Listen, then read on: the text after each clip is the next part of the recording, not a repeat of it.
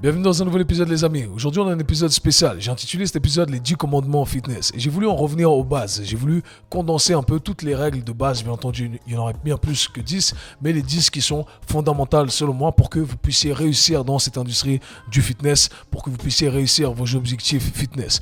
Peu importe que ce soit du côté préparation physique, performance. Ou alors plutôt du côté santé. Ou alors du côté esthétique. Selon moi ces règles là sont ces règles qui s'appliquent en tout temps. Que vous devez garder en tête. Et qui ne sont pas toujours mentionnés de cette façon-là. Donc, je vais les mentionner à chaque fois. Je vais élaborer le tout un peu plus comme ça. Bien entendu, il y a du contenu, il y a de l'explication. Et j'explique à chaque fois ce que je dis. C'est toujours le plus important. On comprend ce qu'on dit, on comprend ce qu'on fait. Et c'est comme ça qu'on agence le tout de la meilleure des façons. Donc, déjà, je tiens à m'excuser pour ceux qui regarderont le podcast en format vidéo avec les lumières qui ne sont pas ajustées. Je suis à Atlanta, Georgia, aux États-Unis. J'ai pas mes lumières avec moi. J'ai uniquement ma caméra et mon micro. Donc voilà, il y a la baie vitrée de ce beau penthouse de mon gars Clint Capella qui me laisse rester chez lui. Et du coup, c'est très illuminé. Du coup, ça fait contre-jour, tout ça. Mais bref, on fait avec les moyens du bord. Et je pense que ça fera l'affaire. De toute façon, c'est le contenu qui compte. Donc commençons directement par ces 10 commandements. Le premier commandement des 10 commandements fitness. Tout d'abord, pour la petite intro comme ça, de tête, j'ai pensé à faire cet épisode parce que j'ai pensé à écrire un livre. Voilà, on va dire les choses comme elles sont. J'ai pensé à écrire un livre. Et je suis perdu encore sur la direction du livre. Mais je me rappelle que j'avais une section justement qui s'intitulait les 10 commandements fitness, les 10 commandements de d'autres aspects de la vie de manière générale. Mais je voulais m'attarder sur le côté fitness et j'avais mentionné certains de ces commandements. Bien entendu, il y en aura d'autres qui seront un peu plus élaborés. Mais là, pour le podcast, on va s'en tenir à ces 10 commandements-là qui, selon moi, sont très intéressants. Donc, commençons par le premier que j'ai intitulé la régularité bat la perfection. Un truc que je remarque souvent dans l'industrie du fitness, c'est qu'on est souvent en train de chercher la perfection. On cherche le meilleur exercice, la meilleure modalité d'entraînement, la meilleure diète, etc. Et on cherche constamment la perfection. Et on cherche parfois le programme parfait. On s'attarde sur des détails parfois. Même en tant que professionnel du sport, on cherche à constamment étudier plus, apprendre de nouvelles choses parce qu'on veut vraiment s'attarder sur ces détails en pensant que ces détails vont faire de grandes différences. Et parfois, oui, les détails, je le dis tout le temps, les petits détails font de grandes différences quand on sait exactement ce qu'on fait.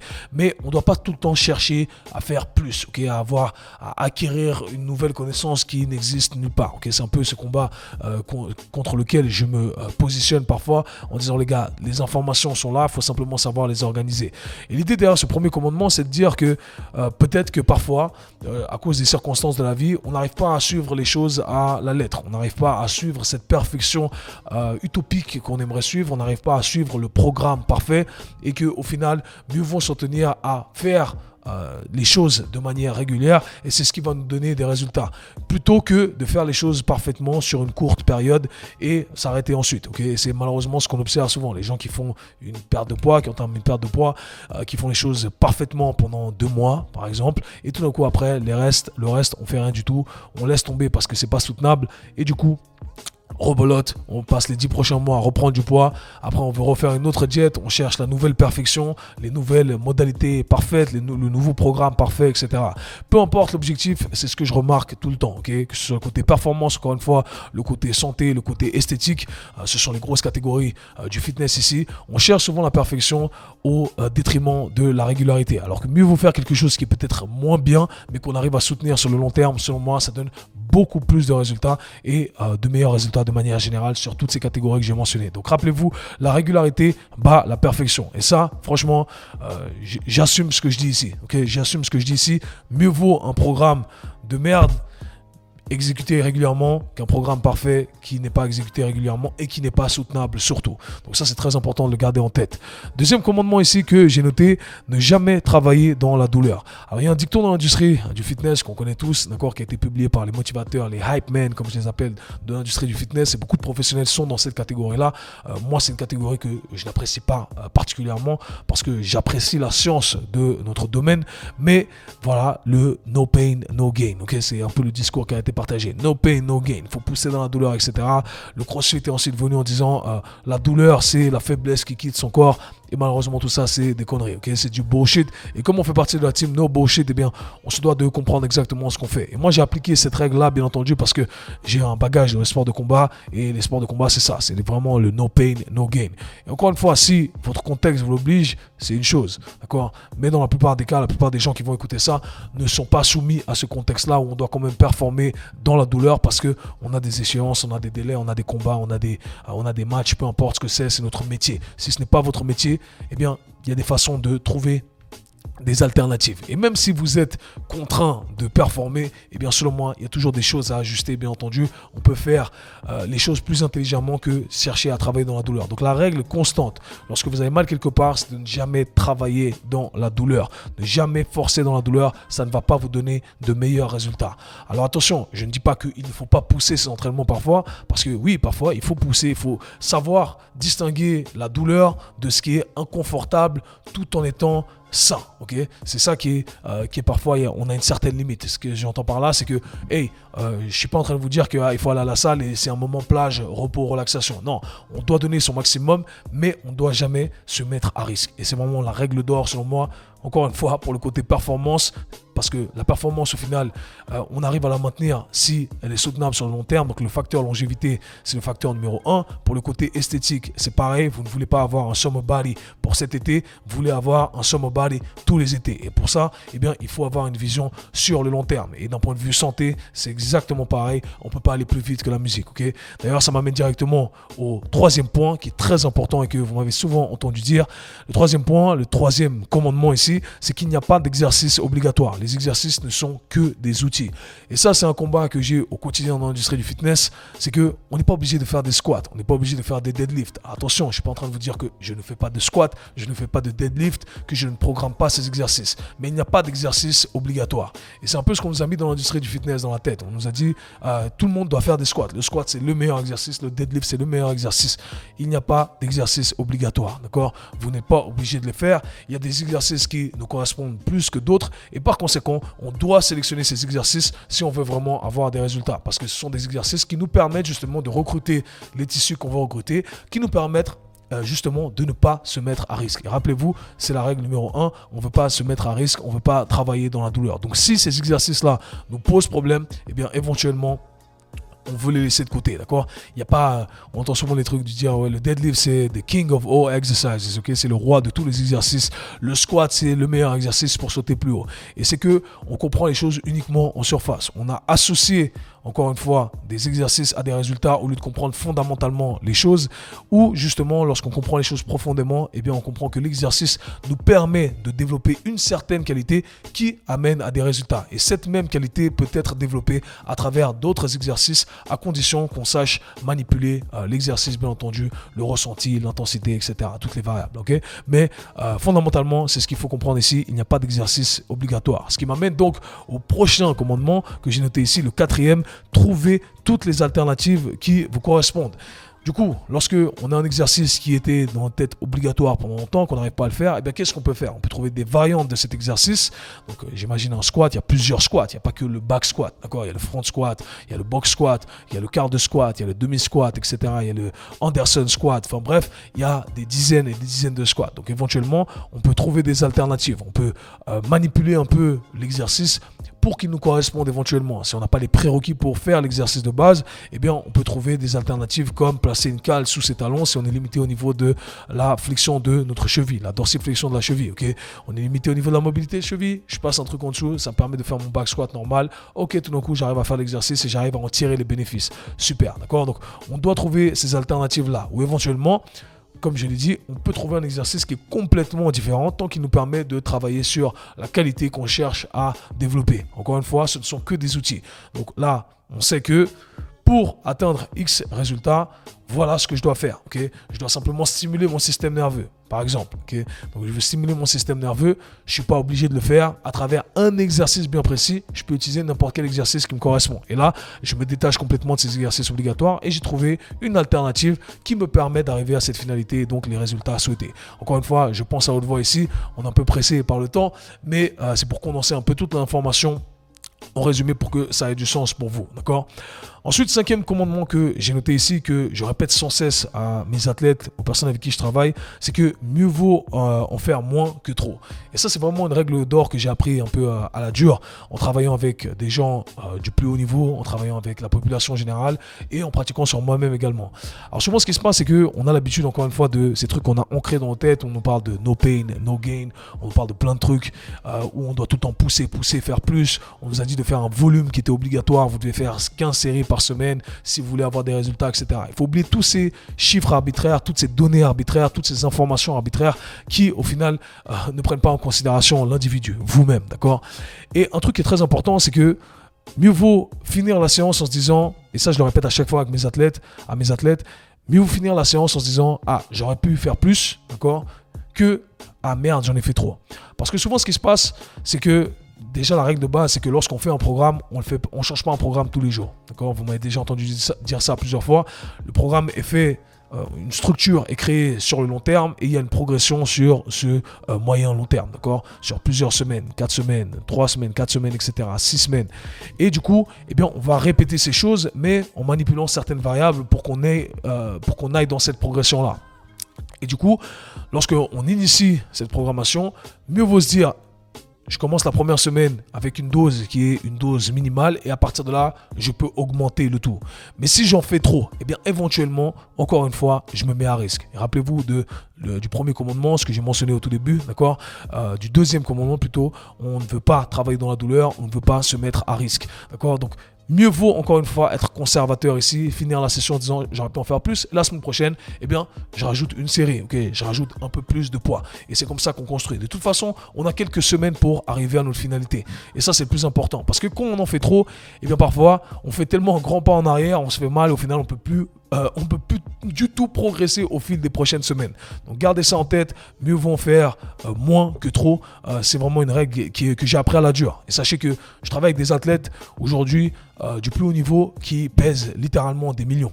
Et je ne peux pas prendre le risque de se dire ah merde, j'en ai fait trop éventuellement. Et là, la personne commence à avoir mal au genou, mal au dos, etc. Là, vraiment, j'ai merdé. Et c'est pour ça que j'applique cette règle en tout temps. Et je dois être assez confiant. Et parfois, c'est pas facile de se dire. Pour ceux qui travaillent avec des athlètes, parfois on se dit ah mais peut-être que le gars il a envie que je le pousse plus. Mais moi en tant que professionnel aujourd'hui, je sais que en travaillant avec cette population-là et avec la population générale également, je préfère que la personne se dise ah en fait je me sens bien et le lendemain ah, en fait c'est vrai qu'on a fait le bon dosage, ok, on a fait le bon dosage, je me sens bien, la prochaine fois je ferai un peu plus. Mieux vaut partir. Il faut être confiant avec ça, c'est ce que je veux dire. Ça prend, c'est pas facile. C'est pas facile en tant que coach parce qu'on veut se dire que la personne va sentir une certaine satisfaction à la fin de la séance. Et peut-être que si on n'en fait pas assez, eh bien la personne ne va pas être satisfaite. Mais croyez-moi, mieux vaut jouer la carte de la sécurité. La carte de la sécurité vous rendra toujours service. Sixième commandement ici que j'ai noté. Toujours commencer par le côté faible, règle d'or ici. Vous savez que lorsqu'on pratique des activités sportives, eh bien, les patterns de mouvement sont guidés par les règles du sport. On va avoir tendance à favoriser plutôt un côté. On joue au basket, on va avoir tendance à shooter plutôt, bien entendu, shooter avec une main, sauter plutôt avec une jambe. On joue au foot, on tire toujours ou le plus souvent avec une jambe, etc. Peu importe le sport que vous faites, vous jouez au tennis, coup de raquette d'un côté, ok, rotation souvent plus d'un côté que de l'autre, etc. Ok. Et la salle de sport, la beauté de la salle de sport justement, c'est que on ne veut pas rentrer dans les contraintes du sport. On veut recréer une harmonie que on perd justement lorsqu'on pratique son sport, d'accord? Ou alors dans la vie du quotidien, on a toujours un côté qui est plus faible que l'autre. Et le but justement, c'est de créer cette harmonie, de permettre à son corps d'être aussi fort des deux côtés, ou du moins de réduire cette marge qu'on a entre le fossé qu'on a plutôt entre un côté et l'autre côté. Donc très important, toujours commencer par le côté faible. C'est le côté faible qui va dicter l'intensité, qui va dicter le volume de travail. Et de cette façon-là, on évite de créer encore plus d'asymétrie. Et c'est malheureusement ce qu'on observe souvent en salle de sport, des gens qui ont un côté qui est plus développé que l'autre, d'accord, font de la musculation et qui favorisent toujours le côté dans lequel ils sont ou elles sont le plus à l'aise. On va toujours mettre plus de poids et l'autre côté va toujours être un peu à la traîne, on va pas exécuter les choses correctement. Enfin bref, on connaît tout ça, ok? On alimente encore plus ces asymétries et rappelez-vous, le but de la salle de sport justement, c'est de pouvoir bénéficier du fait fait qu'on peut réduire ces asymétries. J'ai fait plusieurs vidéos sur YouTube d'ailleurs concernant les asymétries musculaires, plusieurs podcasts également, donc je vous invite à l'écouter tout ça pour plus de détails. Ensuite, 7e commandement que j'ai noté ici, pour revenir sur le 6e commandement également qui est très important, favoriser le travail unilatéral. Je suis un grand fan de travail unilatéral. Quand on peut le mettre, on va le mettre. Alors je sais que c'est un surplus en termes de temps, mais c'est un surplus qui en vaut la peine. Et comment on va l'organiser? Peut-être que ça vaut la peine que j'élabore un peu là-dessus. On n'est pas obligé de mettre du travail unilatéral pour tout, d'accord? Donc, imaginons que j'ai 2 exercices de jambes. Imaginons qu'on a une session full body, ok? J'ai une session full body, donc j'aurai 2 exercices pour le bas du corps, 2 exercices pour le haut du corps, un exercice où on pousse, un exercice où on tire, ok? Donc, l'harmonie de base, les règles de base d'une session full body. Et là, pour la session full body, eh bien, je vais me dire la chose suivante. Je vais choisir pour le bas du corps un de ces 2 exercices qui aura un focus unilatéral, l'autre exercice avec une position bilatérale. Pour le haut du corps, un exercice pareil avec un focus unilatéral, l'autre exercice avec le focus bilatéral. Et imaginons que j'ai une deuxième session full body, eh bien, je vais utiliser l'inverse, ok? Donc, l'exercice, la pattern de mouvement qui avait un focus bilatéral, le deuxième jour, ça devient un focus unilatéral. Parlons concrètement ici, imaginons que j'ai une pattern de squat, une pattern de hinge, une pattern de mouvement de levier de hanche comme un soulevé de terre, un deadlift. Le premier jour, j'ai le squat à 2 jambes et le deadlift à 1 jambe, un single leg deadlift, etc. Ok, le deadlift unilatéral. Le deuxième jour, eh bien, le single leg deadlift, la pattern de deadlift, la pattern de hinge, de levier de hanche devient bilatéral et le squat devient unilatéral. C'est là que j'ai choisi un pistol squat, etc. Une variante de fente axée vraiment plutôt sur, avec un focus quad dominant, genou dominant. Ok, c'est comme ça qu'on organise le tout. Durant le jour 1, pour le haut du corps, j'ai utilisé la pattern de tirage unilatéral, et bien le jour 2, la pattern de tirage devient bilatérale et la pattern de poussée devient unilatérale. Voilà comment j'organise le tout. C'est comme ça que j'arrive à créer une harmonie et pas faire des sessions qui sont super longues et super chiantes. Okay, parce que bien entendu, si je fais tous les exercices en unilatéral sur toutes les sessions, c'est interminable, on n'en finit pas, hein, c'est horrible, ok? Donc voilà, pensez à ça, c'est comme ça que j'organise le tout, c'est encore une fois du free game que je vous donne ici. 7e ici commandement que j'ai noté, c'est très important ce commandement, c'est que les bases surpassent toujours la complexité. Un truc que j'ai noté dans cette industrie du fitness, autant du côté professionnel, ceux qui créent des certifications, qui créent des diplômes, etc., que des gens tout simplement, des enthousiastes fitness, c'est que les meilleurs dans ce qu'ils font s'en tiennent toujours aux bases. Ceux qui construisent les meilleurs physiques, ceux qui ont les meilleures performances, font toujours les bases et ils les font bien. Okay, les meilleurs athlètes sont ceux qui savent bien faire les bases, ils savent les exécuter, les répéter à chaque fois, ils savent être constants. Encore une fois, je reviens à ce point que j'ai mentionné au début quand je disais que la régularité bat la perfection. Ils sont réguliers dans leur application des bases. Et toujours ceux qui sont plus faibles, qui ont toujours quelque chose à prouver, eh bien, ils vont toujours ajouter de la complexité. Okay, c'est un peu comment on appelle ça, cette insécurité qui doit passer par la création de quelque chose de nouveau. Alors que on n'est pas obligé de faire quelque chose de nouveau. On peut s'en tenir aux bases. Si on les fait bien, les bases, c'est vraiment ce qui donne des résultats. Donc, cherchez pas à rendre les trucs trop complexes. Faites les bases, faites-les bien, organisez-les bien, systématisez-les bien, et c'est comme ça que vous aurez des résultats. Croyez-moi, faites-moi confiance. J'applique ça depuis toujours, et je pense que c'est vraiment un des commandements qui m'a le plus servi. Et d'ailleurs, pour la petite anecdote, souvent quand je travaille avec des professionnels, avec des athlètes de haut niveau, certains collègues professionnels du sport et de la santé me posent des questions ou me voient parfois et me voient exécuter les bases. Par contre, les bases, on les exécute extrêmement bien. Et c'est dans les bases, en fait, qu'on rajoute les détails. Et c'est là que les détails font de grandes différences. Ce ne sont pas des détails imaginaires cherchés de nulle part, etc. On fait les bases, mais très détaillées, et on les fait extrêmement bien. Et on systématise le tout. Et franchement, c'est ce que je fais. Et c'est ce qui porte ses fruits. C'est ce qui me permet d'être où je suis aujourd'hui, d'avoir les résultats que j'ai aujourd'hui, travailler avec les gens avec qui je travaille aujourd'hui. Et c'est tout ce que je vous souhaite. Et c'est pour ça que je fais ce podcast, pour que vous ayez les mêmes résultats. Autant d'un point de vue professionnel que d'un point de vue résultat dans votre propre quête fitness. Maintenant, 8e ici, commandement que j'ai noté, c'est fitness ou musculation n'égale pas bodybuilding. Alors ça, c'est vraiment un de mes plus grands coups de gueule que j'ai à chaque fois, bien entendu, moi qui suis axé sur le développement athlétique. Eh bien, à chaque fois, on a ce clash où, quand on pense musculation, on pense culturisme, on pense bodybuilding. Parce que, bien entendu, à chaque fois, dans l'industrie du fitness, on a des des ères qui ont dominé l'industrie du fitness. Au début, on a eu l'ère du bodybuilding avec l'époque de Schwarzenegger, etc. Ensuite est venue l'ère des powerlifters, etc. Et aujourd'hui, on a l'ère des crossfitters, etc. Et en gros, ils dominent à chaque fois l'industrie. Du coup, l'industrie du fitness voit le monde de la préparation physique, le terme musculation, justement, est englobé dans ces catégories qui dominent l'industrie du fitness au moment présent. Or, c'est pas du tout comme ça qu'il faudrait voir les choses, d'accord? Donc, lorsqu'on parle musculation, les gens associent ça directement au bodybuilding. Alors que non, la musculation, on utilise simplement des exercices pour développer sa musculature et développer bien plus que sa musculature, je dirais. On développe ses tissus conjonctifs, on développe des qualités athlétiques et on le fait à travers des exercices de musculation. Fondamentalement, on va utiliser les mêmes exercices, d'accord? Mais les exercices ne vont pas être utilisés avec exactement le même focus. Je le dis à chaque fois, on peut faire des squats, d'accord? On peut faire des développés couchés, un développé couché qui va donner plutôt un résultat et un développé couché qui va donner plutôt un autre résultat, qui va permettre de développer une autre qualité, ok? Et c'est comme ça qu'il faut voir le tout, et croyez-moi, ça offre vraiment des résultats différents lorsqu'on comprend ça. Et on se détache complètement de ces mythes qu'on a pu créer, qui sont les suivants: la musculation, ça rend rigide, la musculation, ça rend lent. Non, la musculation, au contraire, ça peut nous rendre rapide si on sait exactement comment utiliser les outils de musculation qui sont les exercices qu'on connaît, ok? La musculation, ça peut nous rendre également plus mobile si on sait exactement comment on utilise ces outils. Donc encore une fois, ces mauvais liens associatifs qui ont été créés, qui posent énormément de problèmes dans la tête des gens. Donc encore une fois, on va pas s'attarder trop sur la science du truc parce que j'ai fait plusieurs épisodes là-dessus en vous expliquant qu'on peut utiliser ces différents outils pour développer différentes qualités, différents tissus, etc.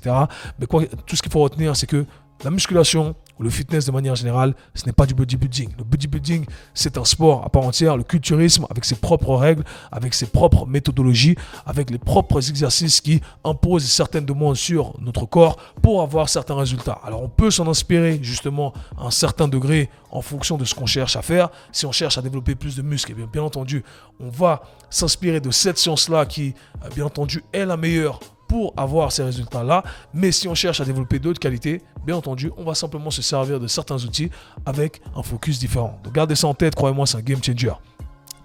Neuvième commandement ici, qui est très important, que je tiens ça d'un dicton en anglais, que j'ai traduit de la manière suivante: ne comptez pas les reps, faites en sorte que chaque rep compte. En anglais, je crois que c'est don't count the reps, make each rep count, un truc comme ça. Don't count the reps, make the reps count, un truc comme ça. En gros, l'idée, c'est vraiment comme je l'ai traduit ici, c'est que l'idée, c'est pas simplement de faire des reps pour faire des reps.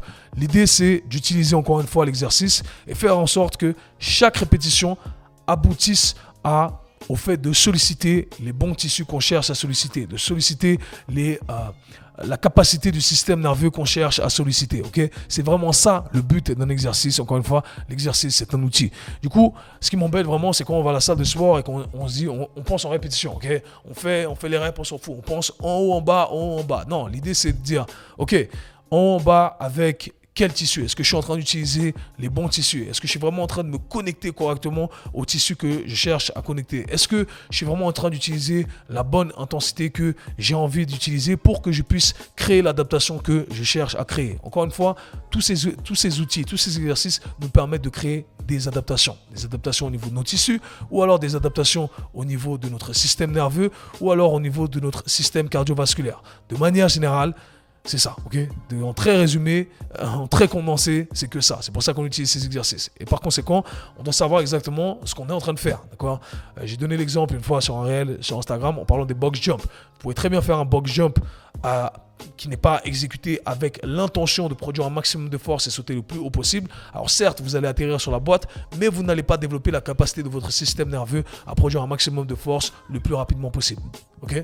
2 exercices, 2 box jump, d'accord, qui en surface, voilà, on atterrit sur la box, d'accord, on a atterri du point A au point B, on a fait la rep, mais les reps n'ont pas compté exactement de la même façon, n'ont pas apporté les mêmes adaptations. Et c'est ce que j'entends par ce commandement-là: ne comptez pas les reps, faites en sorte que chaque rep compte.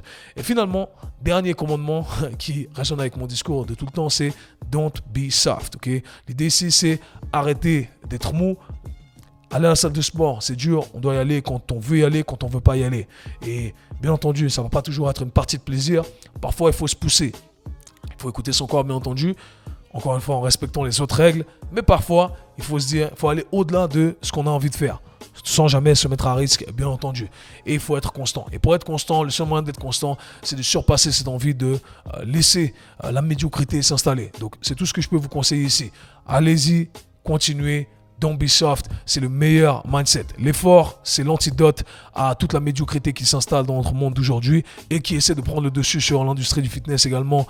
J'ai déjà abordé ce sujet ici et là. Ça va sortir de notre podcast si je commence à rentrer dans ce sujet-là. Mais don't be soft, c'est vraiment ça. C'est valoriser l'effort quand vous voulez le faire et quand vous ne voulez pas le faire. Et c'est là que vous allez avoir énormément de résultats. Voilà tout pour l'épisode d'aujourd'hui, les amis. Ce sont les 10 commandements fitness que je vous invite à absorber, à comprendre et à bien entendu exécuter, parce que ce ne sont que ceux qui exécutent qui ont vraiment des résultats. Si vous voulez soutenir le Kessu Show Podcast, vous savez quoi faire. Abonnez-vous sur toutes les plateformes, lâchez un commentaire sur l'application Apple Podcast. Vous pouvez bien entendu partager cet épisode avec un ami à qui ça peut servir, on ne sait jamais. Checkez tous les liens qu'il y a dans la description pour les offres de programmes exclusives, et également vous pouvez poser vos questions à travers les emails, à travers la page exclusive pour poser des questions sans limite de caractère, et rejoignez la liste email. Je crois que j'ai tout dit. Nous on se voit /parle très bientôt. Peace.